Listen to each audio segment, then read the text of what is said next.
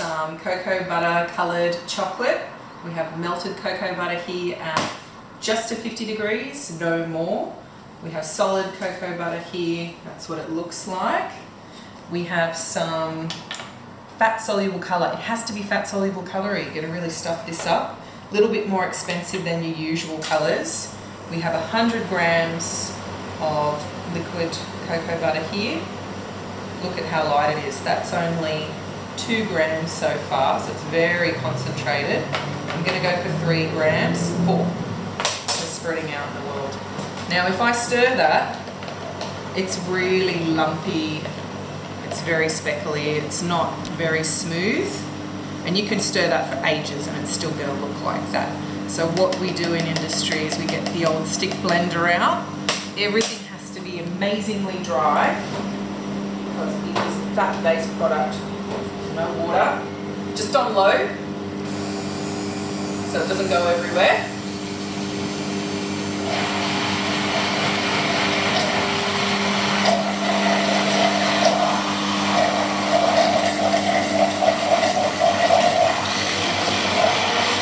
Turn up the speed if you think it needs it. Some machines have a different power strength. And we're going back. So you can see all those little pieces have gone. And this stuff is quite expensive because the cocoa butter is expensive, the powders are expensive, the labour time to do it is expensive. So you really want to make sure you maximise everything. So that's how runny it is at the moment. If you want it to be thicker, you can add white chocolate to thicken it up, or other things that you may want to do. But you still need to temper it. So this still needs to go through the same tempering as normal chocolate. I actually sort of take it up to working temperature between 30-32. 31's nice and ideal temperature as your finishing temperature, whether you do seated or you do tabling. Obviously tabling, it's going to move really fast because it's running, so I usually do seeding method and I just add pellets. So what we're going to do now is blending some colours. Very easy to do, especially when it's already melted. So we have some white here. So cocoa butter, titanium oxide to make it white. There'd be a little bit of white chocolate in there, but it's still pretty runny, so there wouldn't be much. You can take any of your other blues that you've made. Maybe we'll try just a spoonful and stir it in. Yeah, see, we need a bit of contrast to work with. That looks really good. Nice to have a bit of variety with all of our blues, but it looks a little green, so I might top up with this blue a little bit. We'll see what we get. Yeah, nice little option. That's how easy it is. You can use a brush as well.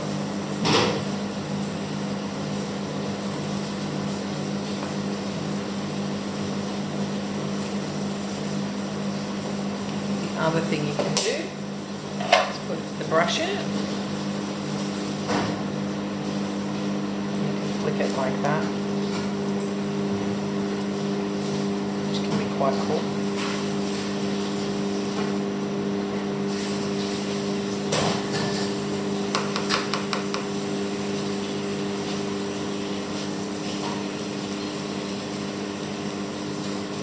If you want to get a different design as well, you could actually just use the brush like that. It's super simple.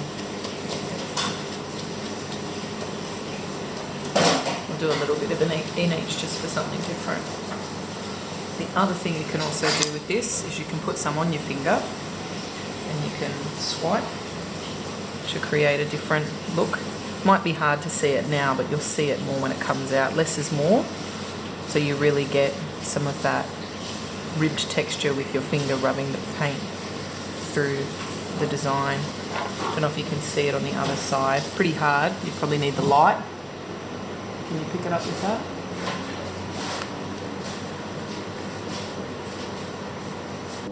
It might look like a lot, but remember, half of it's probably not going in the cavity where we want it to, but that's all a part of the organicness of it all. And then I will switch out to this brush again and flick a bit everywhere, ideally not on me.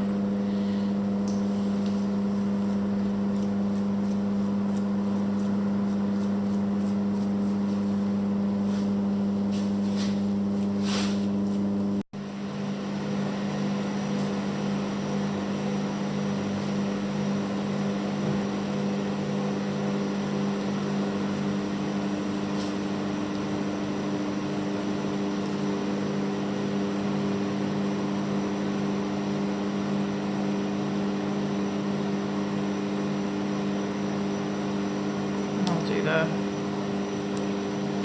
you know, sort of bit here, bit there, especially with those bigger ones. Because we're going to run the toothpick through it later as well. We can, well, I think we'll keep going with that. I think I like that.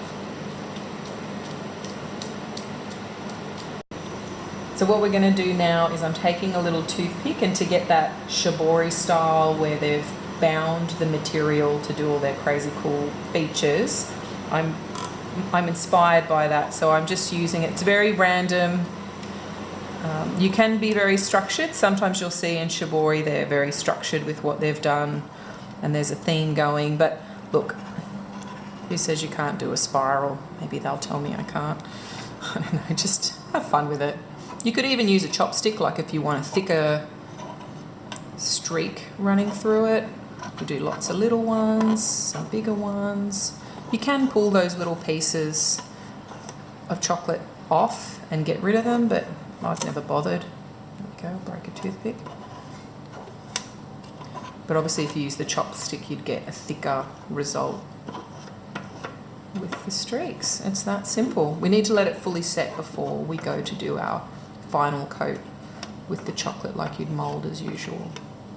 Two types of filling moulds, or two very common types of filling moulds. There's one is we pipe directly into it and then we drain, and the other one is I'm going to show you after we do this one.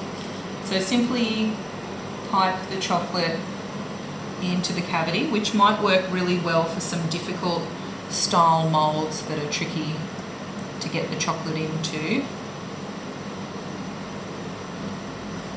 So I'm just squeezing with my left. I think it's like I'm milking a cow, but obviously not really. And then this one I've already filled.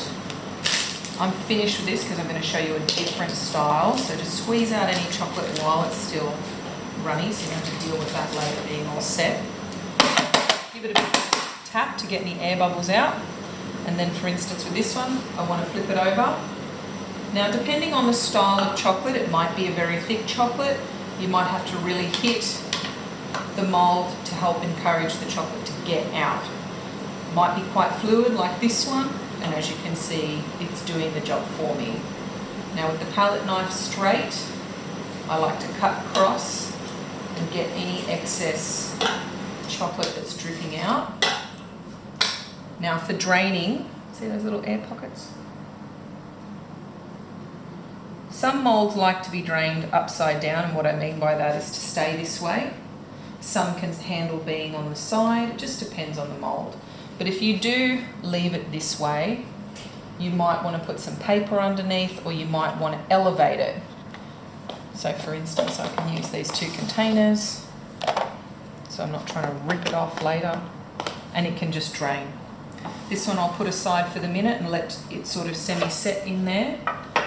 Because these are really big cavities, really big openings, I can just pour straight from the bowl to make life a bit easier with two hands.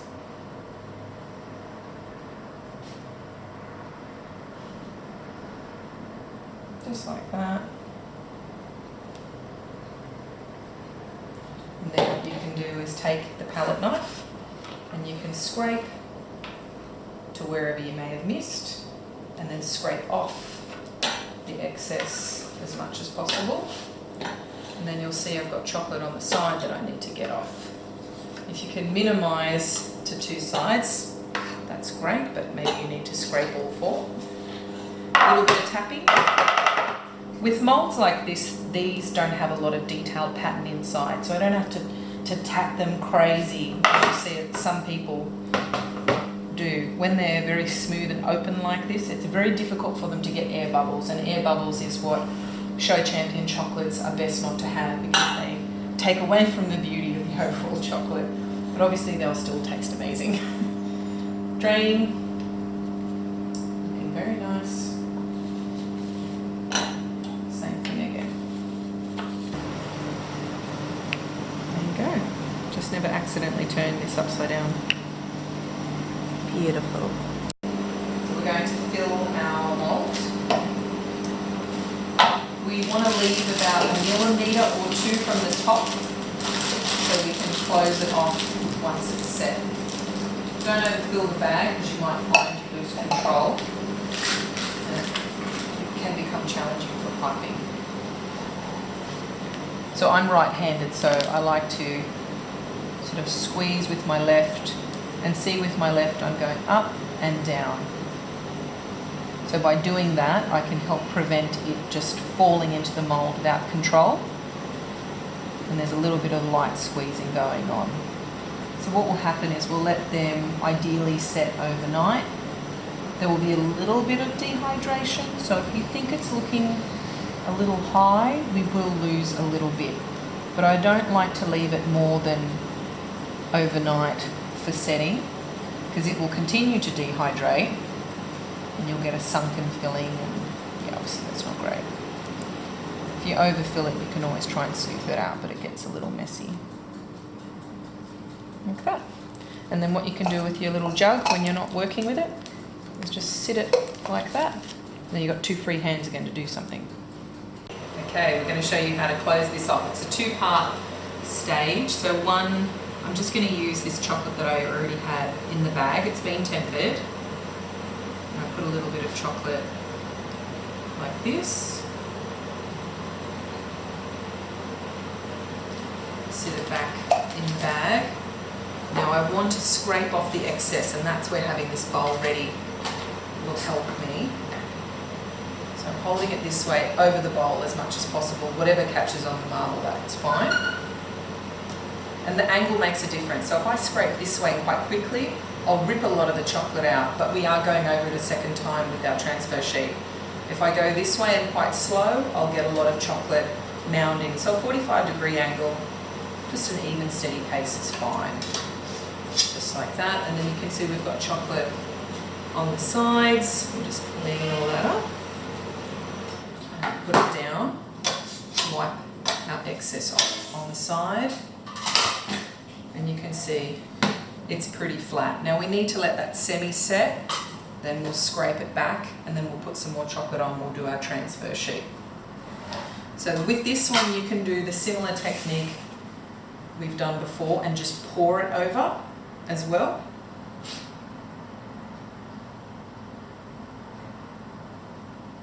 Obviously not too much, we don't need a lot. Just like that's fine. Give it a bit of a tap, but it might start running off the edge, so obviously we don't want to have a big mess. Same thing, we want to try and get it over the bowl. And you can use this again. Sometimes you'll need to scrape up to get the surface completely covered. But if you don't need to, you can just go straight into the same stage, about 45 degrees, just an even, steady pace, good control, and then clean up the sides.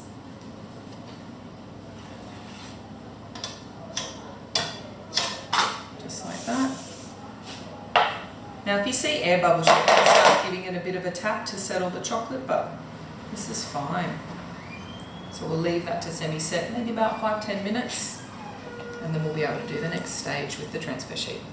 I'm going to show you how to put a transfer sheet on a mould, the base of a mould. So we have to prepare first by scraping. So I haven't let this chocolate fully set. It's been about 5 minutes and it's shown that it's semi-set. I don't do this while it's still wet. We want it to semi-set. If it fully sets and you try to scrape it, it could be a bit difficult. You might find something breaks on you that you don't want it to. So semi-set is great because it cuts through nice and easy. It does a beautiful job. So the next step is, we've prepared that, is we have our transfer sheets. So we need to make sure the roughed textured side is the side that will be facing the mould. It sounds simple, but I've gotten it wrong before. And the other one I'm going to do is just plain clear. So just a flimsy acetate is fine. Obviously food safe is what you need. Next step, little bit of chocolate. You don't need much. We've still got some in the bag, I may as well use it. Because you think about it, we're not putting a lot on, it's just to work for the transfer. So I put a little bit, maybe just a little bit more there. rough side down, line it up. So I've specifically cut it by hand to fit the surface of this mold. So I just run my finger back and forward there so it's nice and secure, and then I still hold it, and I firmly but gently run this scraper along the top. I'm not trying to rip the plastic off, but I also need to make sure I put enough pressure through that I'm making contact with the mold. So for easy cleaning, I can pick this back up again and just go over the mold. You can see why we try to cut it to shape. So then you can do this and clean it up quite easily. Just like that. Now you can put that straight in the fridge for say 10 minutes and then take it out and give it another 15-20 would be brilliant. I'm going to show you how to demold these beautiful chocolates that we've been working on. So you peel the acetate off. You could reuse that again in chocolate work because it's nice and shiny and it's food safe. Then what we do is we do the little crack either way like you would an ice cube tray, and then flip that. So tap again, but don't tap obviously where your product is. You need to tap somewhere clear, open space so you don't crush any of them. And that's it. So you can see our little fun transfer underneath just because we can.